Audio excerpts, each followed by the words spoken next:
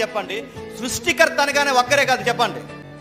సృష్టికర్త అనగానే ముగ్గురు ఉన్నారు క్రియేషన్లో, గుర్తుపట్టండి. అంటే వీళ్ళ ముగ్గురు కలగజేసుకుంటే గాని సృష్టికి అందం రాలేదు. వీళ్ళ ముగ్గురు కలగజేసుకుంటే, ఒకవేళ ముగ్గురు దేవుళ్ళు మనకు ఉన్నారు అని అంటే ద్వితీయోపదేశకాండం 6వ అధ్యాయం 4వ వచనంలో ఉన్నటువంటి మాట, షమా ఇస్రాయేల్ యాహ్వే ఎలోహిను యాహ్వే ఎహాద్ అన్న మాటను చించి పారేయాలి. బైబిల్లో ఏదైనా చించి పారేద్దామా అని అడగండి. అదే మాటను మార్కు సువార్తలో ప్రభువును ప్రశ్నించినప్పుడు అదే మాటను ఆయన చెప్పారు. కాబట్టి ముగ్గురు దేవుళ్లను మనము ఆరాధించము.